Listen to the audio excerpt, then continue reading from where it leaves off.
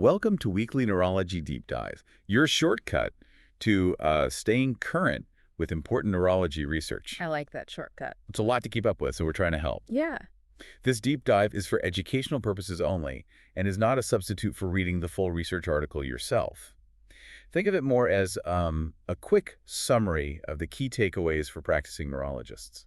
That sounds good, like a highlight reel. Exactly. Today, we're focusing on a study in neurology that looked at cost trends for newer neurologic medications approved between 2014 and 2021. Interesting. I think that's a topic a lot of neurologists are concerned about these days, particularly since these trends directly impact our daily practice. Yeah, absolutely. The study authors used a large U.S. insurance claims database to analyze costs for 9 common neurologic conditions. So it gives us a pretty broad perspective. That's helpful. A lot of times these studies are very narrow, so it's good that they were able to look at a range of conditions. Right. So let's get into some of the key takeaways. What were some of the most significant findings that stood out to you? Well, one of the most concerning findings was this trend of rising costs for newer medications. They compared the costs of these newer medications to older generic medications for the same conditions, and they found a very different picture emerging. That's interesting. What were the differences? The cost of older generic medications generally remains stable or even decreased. Yeah. But the cost of the newer medications increased significantly, both overall and in terms of the out-of-pocket costs that patients have to pay. So we're talking about a real impact on patients' wallets. Exactly. And you mentioned that they looked at 9 common neurologic conditions. What were those specifically? And did they see similar trends across the board for all of them? So they included migraine, myasthenia gravis, orthostatic hypotension, Okay. amyotrophic lateral sclerosis, or ALS, tardive dyskinesia, Huntington disease, Duchenne muscular dystrophy, transthyretin amyloidosis, and spinal muscular atrophy. That's quite a range of conditions. Yeah, it is. And did they see similar trends? Well, while the exact cost increases varied a bit between the different conditions, the overall pattern of increasing costs for newer medications held true for most of them. So it sounds like there's a clear pattern emerging here. Yeah. Were there any conditions where the cost increases were particularly striking? Like any that really jumped out at you? Migraine medications had the most dramatic cost increase, Really? with a 1993% jump in total costs during the study period. That's a huge increase. Yeah. I mean, that's got to have a real impact, both on the healthcare system and also for individual patients. Oh, absolutely. Yeah. And to give you an idea of what that means in practical terms, if a patient was paying, let's say, $100 per month for their migraine medication back in 2014, Okay. that same medication could cost them almost $2,000 per month in 2021. Wow, that's almost a 20-fold increase. It is. That's unbelievable. Those are pretty staggering numbers. Were there any other examples of specific medications that stood out in terms of their cost increases? Eculizumab, which is a medication for myasthenia gravis, had a particularly dramatic cost increase. The out-of-pocket costs for patients taking this medication increased by 4,099% between 2018 and 2021. That's just mind-boggling. It's hard to even wrap your head around that kind of increase. Yeah. And just to clarify for our listeners, this research was based on a database of commercially insured patients. So we do need to be mindful that there might be differences in cost trends for patients with Medicare or Medicaid. That's a very important point. The data gives us valuable insights, but we always have to consider the study limitations and how these trends might differ in other patient populations. Absolutely. So we've seen some pretty striking cost increases here. But what does all this mean for neurologists in their everyday practice? Well, I think this research really underscores the importance of considering both the clinical effectiveness and the cost of newer medications when we're making treatment decisions for our patients. Because it's not just about what works best clinically, but also about what's realistically affordable for our patients. It is a balancing act. It is. And it's crucial to have those open and honest conversations with patients about the potential costs. Yeah. And to really explore all the available treatment options, including sometimes older, more affordable medications that may be just as effective. So it sounds like this study is a call for neurologists to be more aware of the economic realities that our patients are facing. I think that's a great way to put it. Staying informed about these cost trends and having those open conversations about medication affordability can really help ensure that our patients receive the most appropriate and accessible care. It's about finding that balance between quality care and affordability. Yeah. Now, let's dive a little deeper into the study's methodology. Understanding how the researchers arrived at these findings can help us interpret the results and really think about what they mean for our practice. So, what were the inclusion and exclusion criteria for patients in this study? What kind of patients were they looking at? They used data from the Meritive Market Scan, commercial, and Medicare supplemental databases. So this gave them a large sample size of commercially insured patients in the U.S. Okay. And to be included in the study, patients had to have had an outpatient visit with a neurologist Okay. and a diagnosis of one of those 9 neurological conditions that we talked about earlier. Right. And they had to have had at least one prescription filled Okay. for a relevant medication within 12 months of their initial diagnosis. So they were making sure that they were looking at patients who were actively being treated for these conditions. Exactly. Did they compare the newer medications to older options for each condition? Or were they just looking at the newer medications in isolation? They included both. Okay. Newer medications approved since 2014, Got it. and older evidence-based medications that are commonly used for these conditions. And that's how they were able to really track how costs have evolved over time. That makes sense. So that gives us some context for comparison. Let's break down some of the cost trends that they observed for each condition. Starting with amyotrophic lateral sclerosis, or ALS, what did they find there? Well, for ALS, they found that while the out-of-pocket costs for Riluzole, which is an older ALS medication, actually decreased. Okay. The cost of Enorvone, another medication for ALS, saw a massive increase of 1,775%. Wow. So that's a big difference right there. Yeah, that is a big difference. So even though there's this overall trend towards higher costs for newer medications, it's not a universal rule. Right. Each medication has its own cost trajectory. Exactly. And that's why it's so important for us as neurologists to stay updated on these trends. It can be really hard to keep up with. Yeah, absolutely. All right, let's move on to Huntington's disease. Yeah. What did they find regarding costs for medications in that area? For Huntington's disease, they found that the out-of-pocket costs for most medications remained relatively stable, Okay. below $2,000 per year. However, deutetrabenazine was an exception, with a significant cost increase of 971%. So that's a pretty substantial jump, especially when you consider that the other medications for this condition stayed relatively stable in price. It is. Now, we talked about eculizumab for myasthenia gravis earlier, but were there any other notable cost changes for medications used to treat this condition? While the costs of most of the other myasthenia gravis medications generally decreased, eculizumab's out-of-pocket costs for patients went up by that 4,099%, Right. which, as we said, is a huge consideration for physicians and patients alike. Absolutely. All right, let's shift gears to migraine medications. I know we talked about that being the category with the highest overall cost increase, but were there specific medications within that group that were really driving that trend?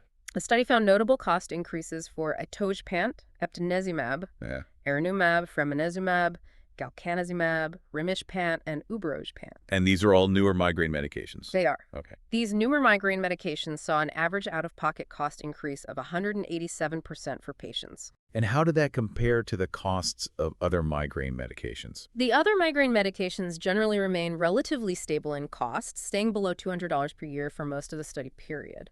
So you really have this stark contrast within the same drug class. It really highlights how important it is to be informed about the cost of specific medications, not just the category as a whole. Right. Because there can be significant variations even within a group of drugs that treat the same condition. Yeah. I think it emphasizes that informed prescribing decisions really require us to have a deep understanding of not only a drug's efficacy, but also its cost to the patient and the healthcare system.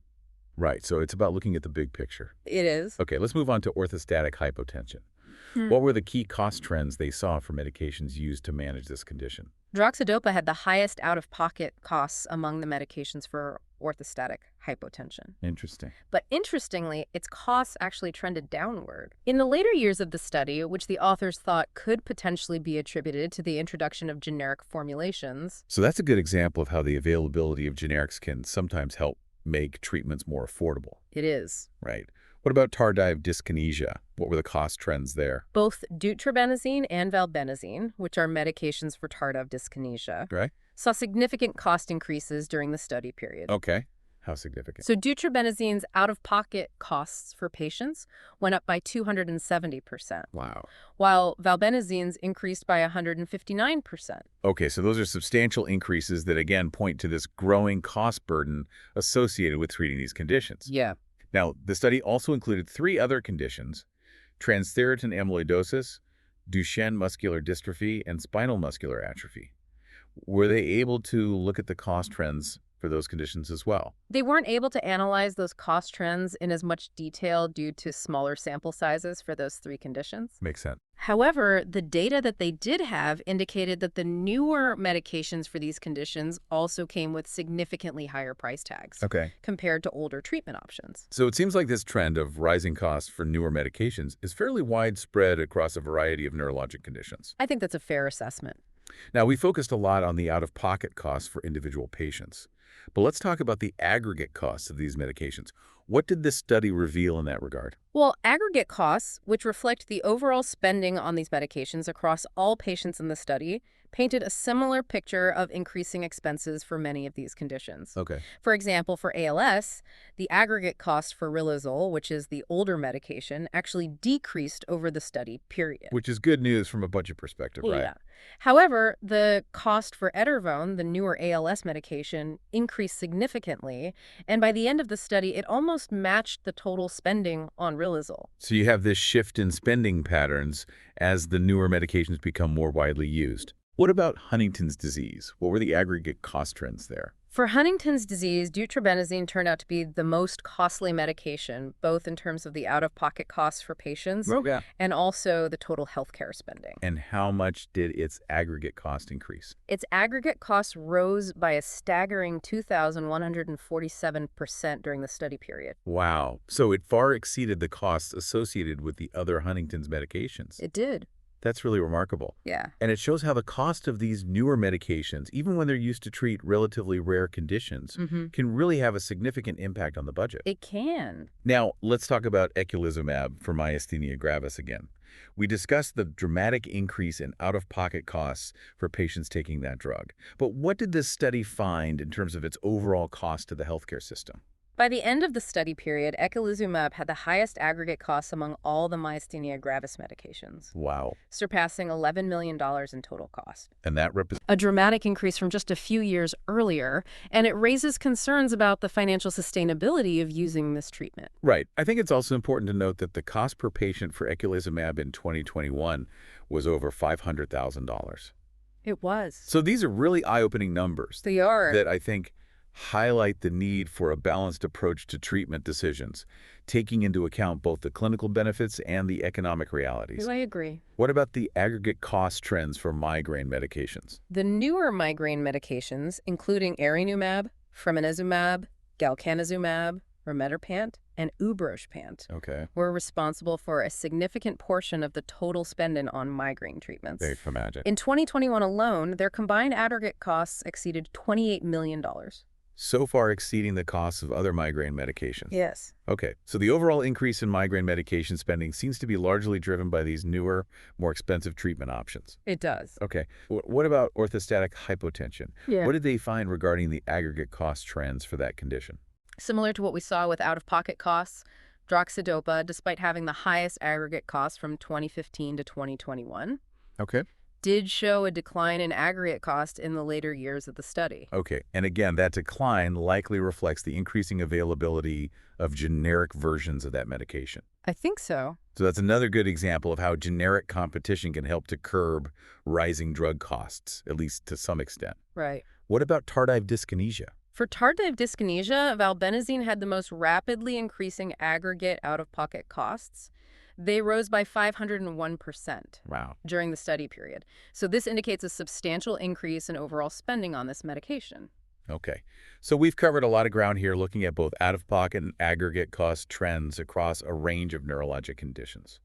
What's the big takeaway message for neurologists based on these findings? Well, I think the main takeaway is that the cost of neurological care is rapidly evolving, and it's essential for neurologists to stay informed about these trends. Yeah, it feels like we're being called upon to consider the economic realities of our patients and the healthcare system alongside the clinical factors when making decisions about treatment. I agree. And I think this study emphasizes that we need a comprehensive approach to patient care Yeah. that incorporates both clinical and financial considerations. Yeah, absolutely. It can't just be one or the other. Right. And we'll delve deeper into the implications of these cost trends and discuss some potential solutions in the next part of our deep dive. Sounds good. So stay tuned. So we've seen how much the costs of these newer neurologic medications are rising. Now let's talk about what these trends mean for us as neurologists and our patients. This is really important information for us to think about as we're making treatment decisions in our practice. One of the things I'm most concerned about is patient access to these new treatments. Many of them are life-changing, but as costs continue to climb, it really makes you wonder how that impacts patients' ability to afford the medications they need. It's a tough reality to face, knowing that cost could be a barrier to effective treatment. When patients can't afford their medications, it can lead to delays in starting treatment, Right. inconsistent adherence to the prescribed regimen. And ultimately to poorer outcome. Exactly. And it creates such a challenging situation for both the patient and the neurologist. Absolutely. It's this cycle that we need to figure out how to break. We do. Beyond the impact on individual patients, the authors of this study also pointed out the broader societal cost burden that comes with these rising medication costs. That's a really important point. These increasing costs aren't just affecting individual patients, they're putting a strain on the entire healthcare system. We're talking about billions of dollars being spent on these newer medications. Right. And that level of spending has ripple effects throughout the system. It does. It can lead to higher insurance premiums for everyone, Oh, wow. reduced funding for other essential healthcare services. Right, because there's only so much money to go around. Exactly. And it forces these tough decisions about how we allocate resources within healthcare. So this issue really extends beyond just neurology. It becomes a broader societal challenge. And it really calls for a multifaceted approach involving various stakeholders to come up with effective solutions. So the study authors actually put forth some potential policy changes that could help to address these rising costs. One of the ideas they propose is reference pricing. Reference pricing is a system where the least expensive drug in a class would be available at no cost to the patient, Oh, that's interesting. which encourages the use of more cost-effective treatment options without limiting patient choice. Right, so it kind of empowers both patients and physicians to make more informed decisions. Exactly, taking both clinical and economic factors into account. That makes a lot of sense. Another suggestion they had was expanding the Medicare Advantage value-based insurance design model. Right. Can you explain how that model works and how it could help address the rising medication costs? The value-based insurance design model is designed to lower out-of-pocket costs for medications that have been shown to be cost-effective. Okay. So that incentivizes the use of treatments that provide the best value both for patients and the healthcare system as a whole. It's a strategy that sort of aligns incentives to promote better value and affordability. That's the goal. I like that. The authors also suggested creating beneficiary incentives for adhering to medications for chronic diseases. Oh, that's an interesting idea.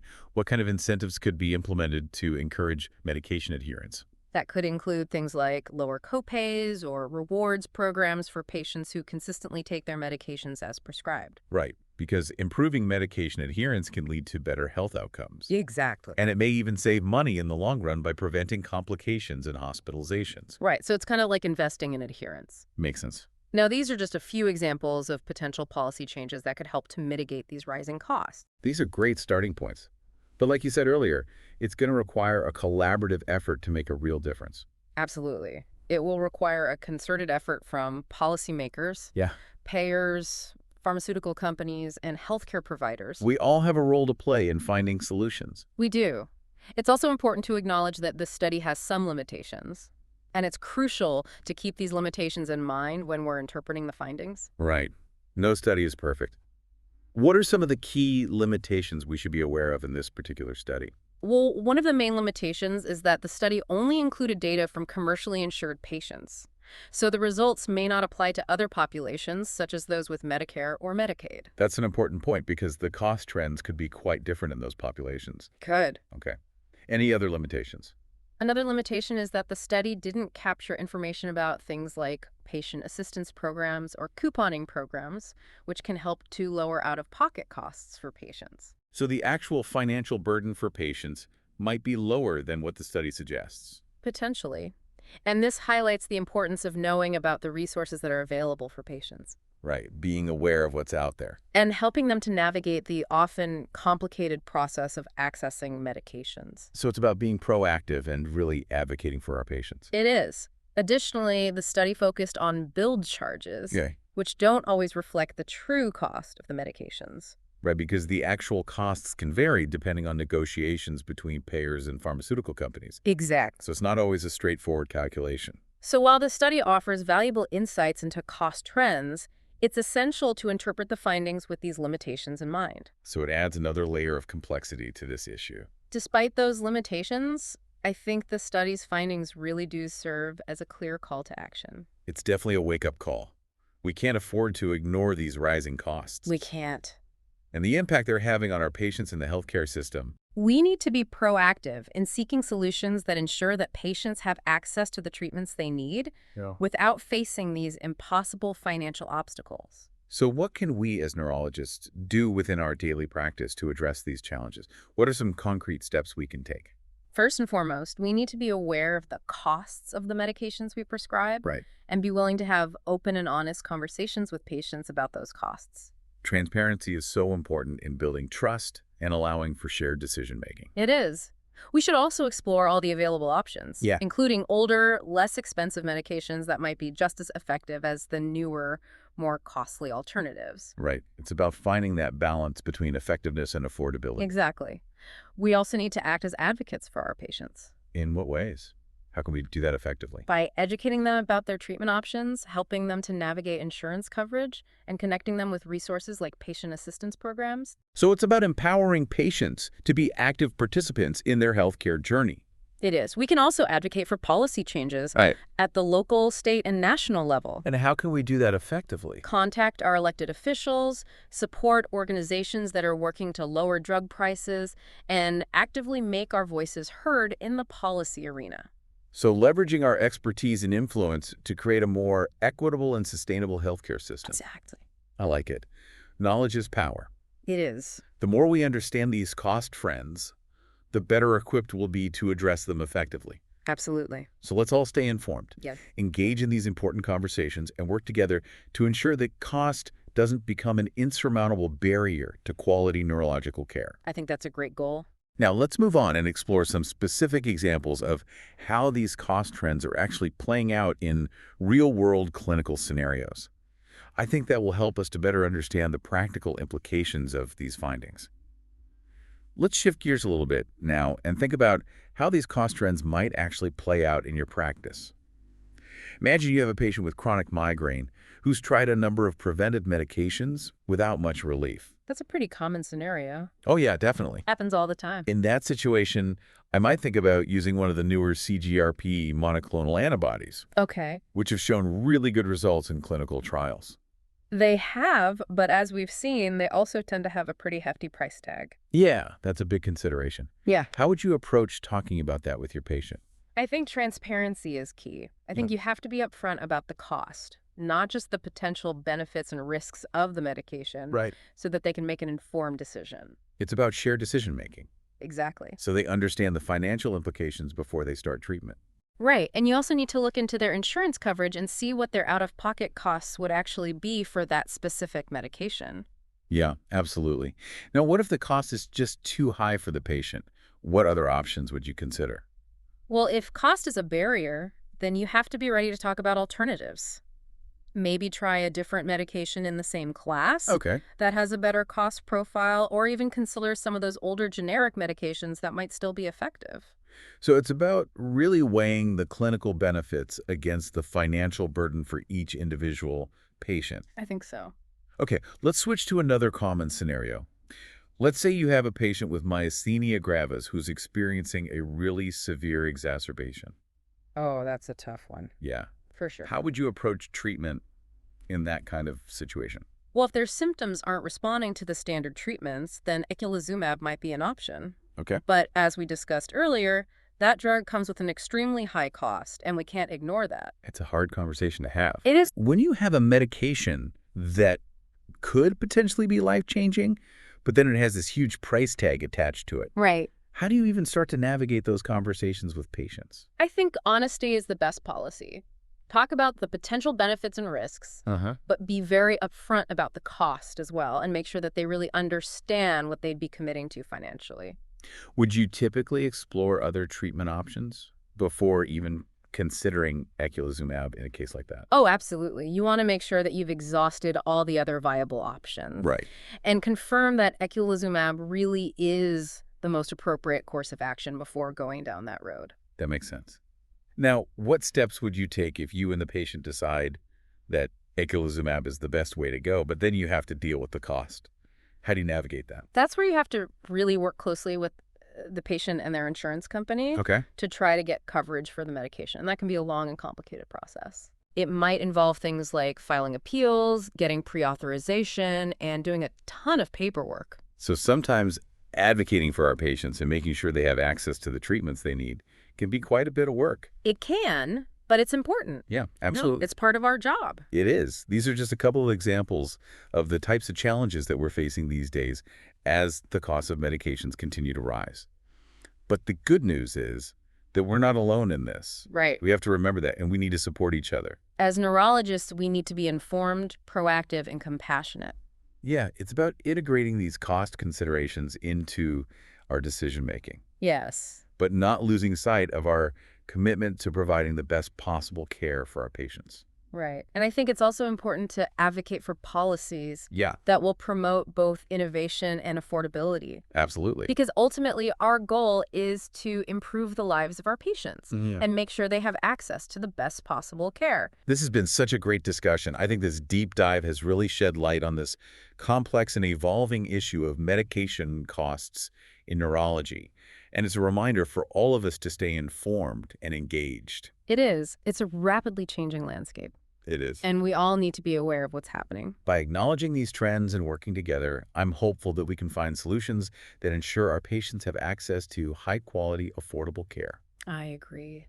Well, thanks so much for joining us today for this deep dive. It's been a pleasure. Until next time, keep those neurons firing.